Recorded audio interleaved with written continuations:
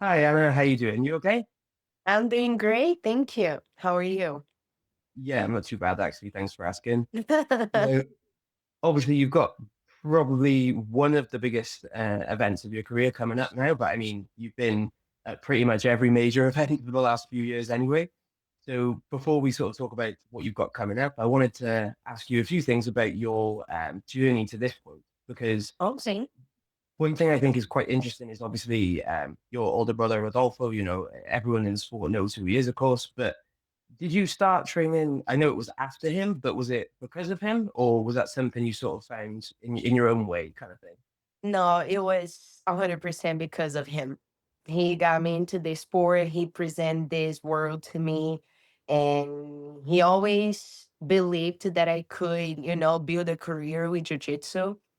And, he pushed me a lot to start training. And after a while, I actually just decided to, be on the mat and become a competitor. And here I am. So, if you took a bit of convincing, what was it that kind of pushed you over the edge in the end then? So it was really tough for me in the beginning because I was always very shy and I had a lot of lack of confidence in myself when I was younger. So I didn't feel very comfortable stepping on the mat in a male dominated sport. So we used to train at home. He used to teach me some stuff and I always liked, I felt really good fighting. And it came basically, I was watching him competing once, the Abu Dhabi Pro Trials in Campo Grande back in 2011, if I'm not mistaken. And after I see my whole family cheering for him, after he win the spot, I was just wondering what would it feel like to be a champion, to have that feeling, and that would help me to figure it out that I wanted to be a competitor, I wanted to feel what was like, and that would push me to be on the mat, and that would motivate me. I remember my brother joking and being like, "Oh, I came back, you're gonna give up." And I was like, "What? Are you kidding me?" He's like, "You're not gonna finish. You never finish anything that you start." And that kind of hurt my feelings, I was like, I'm gonna show it to him that I will take it seriously and I'm gonna be a competitor. So that's what actually motivated me to start doing jiu-jitsu and taking it seriously. Well, you mentioned as well, obviously, it being a male-dominated sport, and it still is today, but obviously the rate of women competing and training in general is much higher than it was when you first started. Was there many women at all training then when you first sort of like stepped on the mats as a kid? No, not really. There was actually maybe two teammates. Then when I got my blue belt, then I started going to the headquarters in GF to start like doing the competition training. Then I had more contact with the black belts, Vanessa, Nadia, and I started being more involved with jujitsu and I started watching all the black belts, female black belts. And that's what actually motivated me to keep going, you know. So that helped then having like female leaders as well, having black belts that were on the mat with you rather than sort of just having men above you kind of thing. Oh, for sure. It helped me feel comfortable, it helped me to see like a career. So I've always watched a lot of female fights. So Michelle Nicolini, Luanna Alzuguir, which is now my wife and coach, you know, and Hanette Stack. Those were my idols. So they inspire me a lot to continue on my journey and to visualize myself as a female black belt, Nice. so And for you sure. mentioned obviously your relationship with Luana, and can I ask, is that not difficult then having your partner as your coach kind of thing? Do you find that difficult to manage sometimes? The beginning was difficult to manage the relationships, I'm a kind of I'm a little stubborn, and Luana, she has a strong personality. So in the beginning was about learning, right? So I had to learn how to respect her on the mat as my coach. And I think we do a really good job in the beginning. I say like when we started training together, I was still training under GF team, so it was kind of hard, to figure it out. But since we opened our gym, Aviv, I I just feel we do a really good job. I respect her a lot. She helps me with everything. She supports me, and I feel I'm very lucky to have such an incredible coach that built an amazing career in the sport, that I always admire and I always look up to her. So I feel very grateful. Nice, nice. And obviously, after as the years went by, you eventually became a black belt yourself, and then won your first world title not that long, really into it. And how did that feel, kind of first reaching the highest level of the sport? When you knew you could do it, kind of thing. The first title is always a special one, right? So it has like I can compare the titles, but the feeling of winning the first one, I think that was the moment that I realized that I could achieve, so I found out how I should get there. So it was like, okay, if I keep doing this, it's gonna work, not easy, obviously, but that built a lot of my confidence, you know, to believe in myself and seeing where I could be in the sport, you know. Yeah, well, I mean, it's definitely worked because obviously you've won multiple IBJJF titles since then. And as the years have gone on, obviously you've tried your hand at ADCC last year and won your first title there. Did you get the same sort of feeling, winning like whole different event for the first time? Yeah, for sure. So as a gi practitioner, right? So my whole career I train a lot in the gi. I started training no gi when I moved to Florida in 2018. So it was a lot different, So when I started training no gi, my goal was to become one of the best. I built a really solid career in the gi, winning back to back for 5 years, and I competed ADCC in 2019. I got fourth place in the 60 plus division. It was really tough for me. And when they opened another division, I knew I would feel great. I feel that that's my division. I feel good in this weight. So I put all my energy on that. I've been dedicating myself to the no-gi in the past 2 years. And I'm very happy, that I was able to achieve um, a title like this, like ADCC, is one of the biggest grappling events in the world. So that built a lot of confidence in me, my nogi game, and helped me to like look at myself and see the athlete, that I'm actually am in the nogi too, because I was like, oh, I'm not that good in nogi, So definitely winning this title helped building my confidence and you know helped me believe in myself. No, did you find that if you found that transition to Nogi difficult, then what was it that you found sort of the hardest part to get used to? um The grips helps a lot in the gi, I feel that the leg lock game in the beginning was a little bit difficult for me to figure it out. Very slippery, but I think the transition, as long as I feel that when I started committing and doing more no gi sessions, it was easy for me to adapt to my gi game to no gi. It's basically the same. You just gotta figure it out how to adjust the grips and yeah, I think that was the most difficult, like figuring out the grips and some style to pass. So a lot of pressure pass, leg exposure. It's hard because we don't have like the pants grip or the collar grip to control. So the way you position yourself in the no gi, I feel is different than in the gi. Think it's harder. So you actually think Nogi is more difficult than Geek then, do you? I think so. Oh, I think that's so. I think that's something that a lot of people might disagree with, to be fair, but it's definitely Really? what you find, is it? Yeah, I feel it's more difficult. For sure. I mean, even I think the gi is easier to control the person, you know. No gi is very slippery. Sometimes you gotta follow the person and to stabilize a position. But once you get the adjustments, I feel that it can implement a lot of my gi game. You know, that's what I felt when I started training no gi. My top game got so much better. You know, even my guard, like playing butterfly, which is something that I never play in the game. So it one complements each other. So I feel that my game got much more complete now that I do both. You know.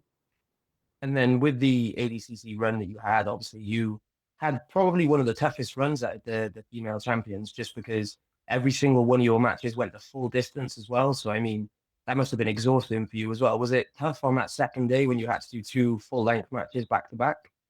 It was ADCC was really tough. the the the matches are really long, you know, and I had a really just tough opponents, you know. I had Amanda Levy, Beatriz Mesquita, which is ADCC champion too. So it was really um not nervous, but like I knew that I could not make mistakes, you know. And my finals against Helena, I know she's a experienced no gi athlete, and I knew mistakes couldn't happen.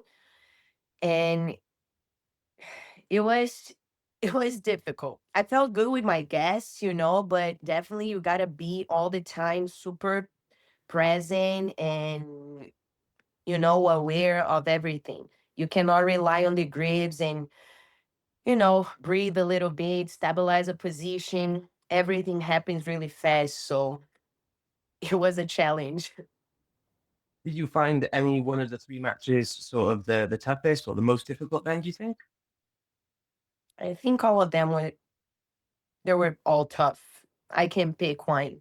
You know, the finals obviously is like the one, you know, but I don't like thinking just as the most important because every match leads me to the finals. So I take every single one as the finals. You know, I can say what was the most difficult one. That's a tough That's fair. question. No, that's fair. I mean, realistically, like you said, all three of them are elite level competitors, and you know, in your sort of experience of the match, every single one of them went the distance. So, like I said, they were all long, drawn out, like difficult matches. Rather, there was no quick finishes. You know. No quick finishes. All of the matches, I think, was like 15 minutes, and the finals, I think it was 30 or 25 minutes. So it's a lot, you know, different than in the gi that usually just like 10 minutes. And did that was that part of the reason that you didn't end up doing the absolute then in the end? Was it just that you had quite a tough day before that? No, no, not really. I had a really bad injury during my camp, you know, like 3 weeks before ADCC. I hurt my ankle really, really bad. And I thought I would be fine to do the absolute. I was so excited. I remember Mo coming to me, "Are you doing the absolute?" I was like, "Yes, for sure." But when I finished the match, 10 minutes later, I looked to my foot. It was huge. And my wife was just like, "No, you're not doing it." I said, "I don't think I'm gonna be able to perform, you know, and do my 100%." So that was a team decision that we took. And I don't regret, but next year I'm there to, you know, do both my division and the absolute for sure. Nice. And like you said as well, with the change in weight classes, I guess an absolute probably isn't that daunting for you because previously in 2019 you had to do the over 60 kilo division anyway, which Yeah. is basically the absolute in itself, isn't it? Yeah, I don't care fighting bigger opponents. Definitely fighting in my division, I feel that's important. You know, I think the absolute has to be optional, you know. So fighting my division, it's amazing. I'm glad that they added the 65 kilos, but the absolute is just fine, you know, getting the chance to compete with different athletes from different division and test my jiu-jitsu with the best from every single category. Yeah, well, I think last time round you were the only champion that didn't end up doing it, obviously because of the injury. And next time around there, when you've got CJI in a couple of weeks, you've obviously got not only the absolute champion in the bracket, but you've got your silver medalist. And, it's going to be a very, very tough division again. Is there anyone that you're particularly looking forward to facing in the first round? Mm, I don't know. That's an interesting question. I didn't think about which one I want to face first. I was thinking about how they could like do the bracket. I really think they're gonna put either me and Adele first, which I think would be a very interesting match. Be competing with the best. She just won the absolute. So I think that would be my first pick for sure. And have you got any sort of like game plan in mind for facing Adele, or is there anything you've been working on with her in mind, or are you just coming in trying to do your game or so? Well, every time I fight, it doesn't matter the opponent. I try to focus on my A game. Obviously, I study my opponents. I don't try to like work on a strategy. I like to know what my opponents do, their style, so I can, you know, do my situationals and try to prevent some situations during the match. But I try to focus a lot on what I'm gonna do. So try to put the pace and put pressure. I don't have anything specific that I'm working for each opponent. Yeah, well, I think that makes sense as well, especially having a tournament bracket where even if you think they might put you up against the guy in the first round, it could be any Yeah, of any of the other three I women, can go against Sada the first one, and totally different game. I'm studying the three of them, just to make sure nothing is gonna be new. So yeah, I'm very excited. And how did that come about as well? Did you actually approach Craig to get you in this tournament, or did he reach out to you? Or Sorry, for CJI. yeah, So I messaged them since last year, I was like, this is sick. I love what you guys doing. And if you have like a women's bracket, I would love to be in. And Craig Jones told me that he was working on it. He was working on the budget to have a female bracket. This was in 2024. And this year, when I saw that they would do the CJI too, I was messaging them all the time. And then Craig was like, "Hey, we want you." I say, "I want you guys too. Just call me. I'm ready." So they sent me the contract, and I was just super grateful and excited to be a part of such an incredible event. and are you doing any kind of preparation for the pit itself, like the angled walls or anything like that? Have you got them in your gym at the moment? I actually had someone building something similar, not as big as the pig, but something to give the angle. And I wasn't able to use yet, but here in B team they have the walls, so I've been doing a lot of sessions using and feeling because it's important to feel what it's like and figure it out what works for my game and what doesn't. So I've been trying to explore a lot of the pits, you know, here at B team in Austin. And that's one thing I wanted to ask you as well. I noticed obviously you've been doing I think you've been down there like a week or two at the moment, is that? 2 weeks. Yes, I'm going for my second week.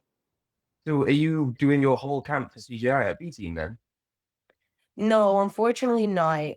I came here for 2 weeks. I have my gym I gotta teach, and I've been doing most of my camp at Aviv with my coach. But last time I came for my UFC match, I felt so welcomed, and I really loved the way that the competition training is, led. I liked the vibe. Everybody's so talented, very nice roles. So I messaged them to see if I could come. Nick Ryan is teaching them, is leading the camp with Damien. And they're like, oh, for sure, we'd love to have you. So I got to spend more time now. And I feel that was the best decision I made. Nice. So, if you don't mind me asking, who are your sort of like main training partners now that at B team at the moment? At B team, I train a lot with Taylor, with Ali. Um, there's some boy Sage, really tough guy, wrestler, James. A lot of people. And then you're going back to Aviv to finish off your camp now, then before CJI, are you? Yes, I'm going back to Florida in the end of this week, and I'll continue my camp over there. It's good that I came in these weeks, like week 6 and 5 of the camp, which I gotta push more. So I'm glad that I think that I came in the right time. Nice. And then you mentioned obviously the UFC Fight Pass Invitational match that you won recently. Are you planning on competing for the new show, UFC BJJ? Um, yeah, I'm sure. As long as they're paying good, I'm in. Um, Grappling now is in a good spot. So I'm in a point of my career that I don't want to do like fights just for fun. I've been doing this basically my whole career. So it takes a lot of energy, and my body's just different now. I feel that it doesn't recover as it used to. So I gotta be smart with my decisions. So main focus now is win CJI, and then who knows if they wanna me to compete again in UFC BJJ, I'll be happy to.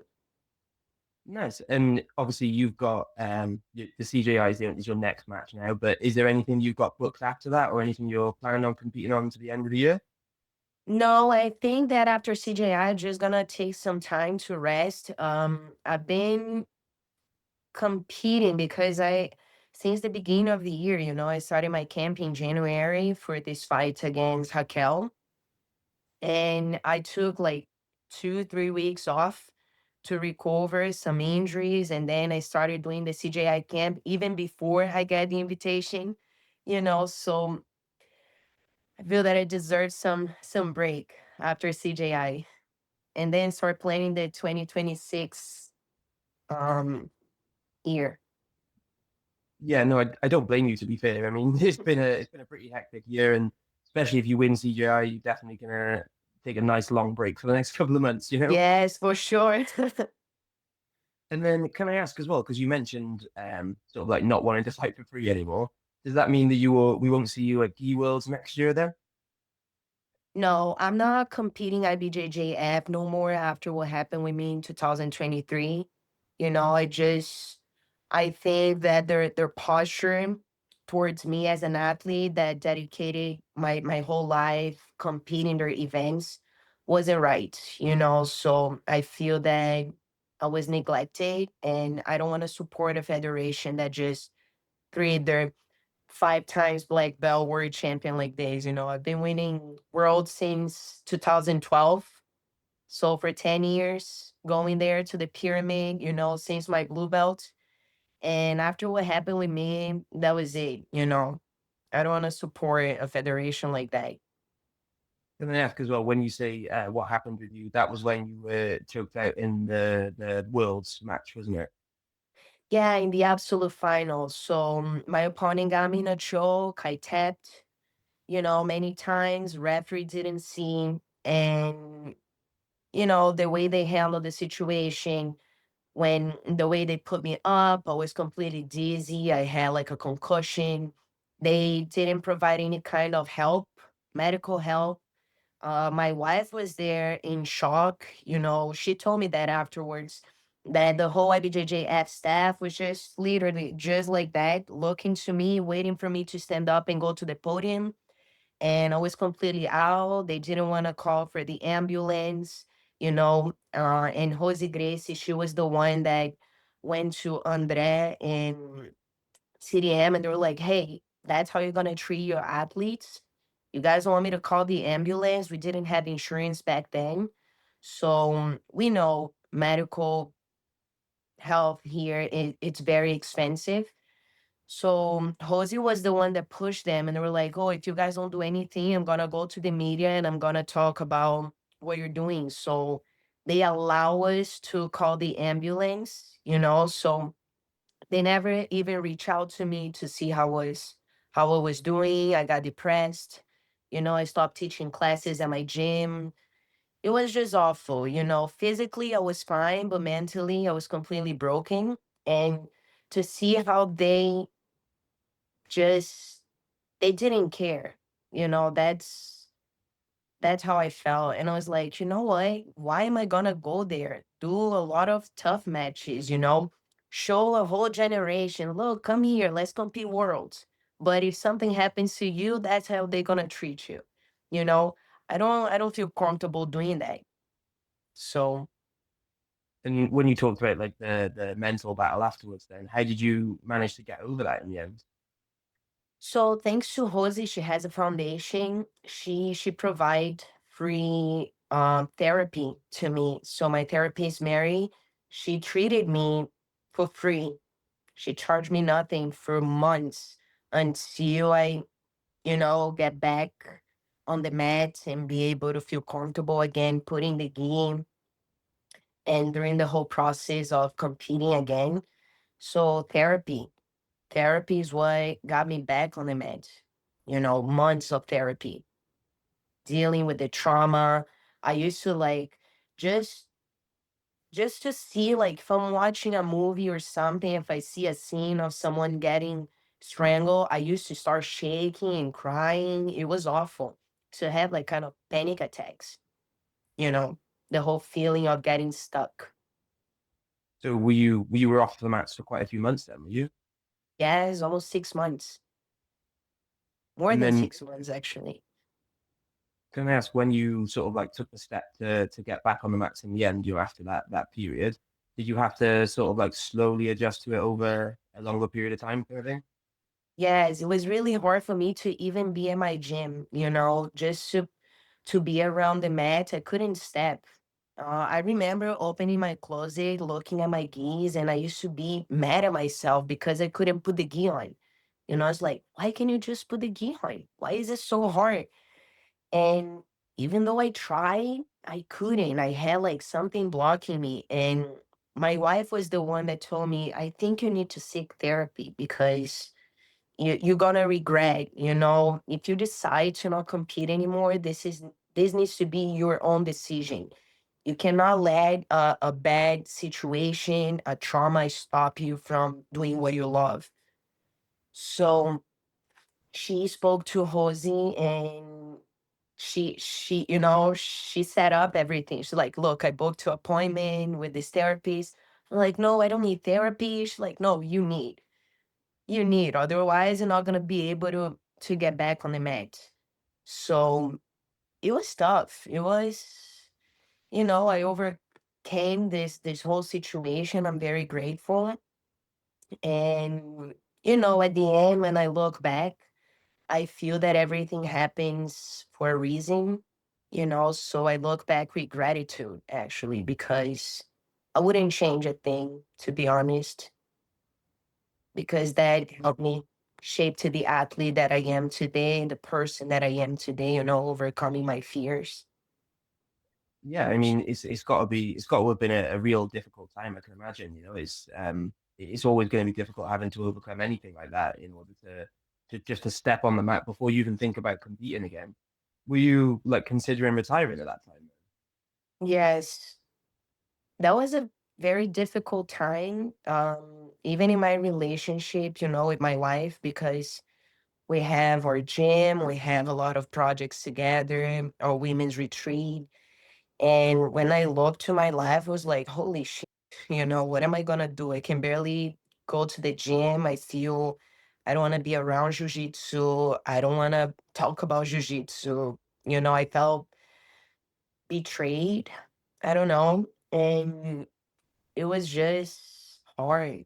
It was tough. And I know that my wife was teaching all the classes, and she was going through a hard time too as a, she felt like guilty for not doing anything when everything happened. She froze, so she was dealing with her emotional part too, but trying to be strong for me. And I could feel that she was trying to hold everything by herself, and I was feeling guilty on one side because, like, I see that she's struggling doing everything by herself, but I'm in a point right now that I can there's no much I can do, you know. I just gotta figure it out my life and see if I want to continue doing jiu-jitsu, if I want to maybe continue to teach. So it was hard. It was just tough. Yeah, I mean, I'm glad to hear that you've managed to sort of come out of the other side of it as well. And when you mentioned like swearing off the IBJJF and not competing for them again, I think that makes sense from your experience, you know, from what you're saying. And if you don't mind me asking, is there like a part of you that misses competing at Worlds a little bit because you were obviously you were there so often, you know what I mean, every year pretty much. So is there something, even though you may not want to compete there again, is there a bit of you Yes. that does miss that? That's funny because in the beginning of the year, I brought this topic to therapy because I was like, you know what? I don't want my geek career to end like this, you know, me defeated, black towel on the mat, you know, the pyramid is a place that brought a lot of joy to my life. That's where I won all my world titles in jiu-jitsu. So I I was like fighting an internal battle, you know, like I love the gi. I want to go back there and, you know, prove myself that I can, you know, win again. But then the other part of me was like, why would you go back? You know, why would you go back there?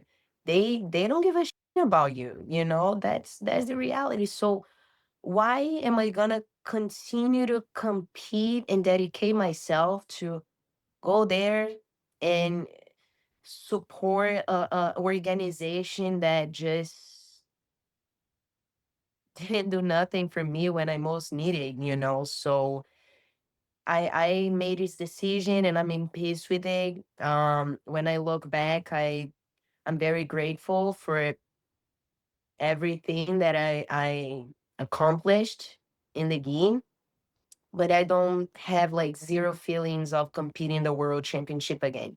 In the gi for sure, you know, hopefully, I was telling Luanna, I was like, I want to do a gi match. She's like, please don't talk to me about this. Let's focus on CJI. Say, no, maybe next year, you know. But I would definitely love to compete in the gi again.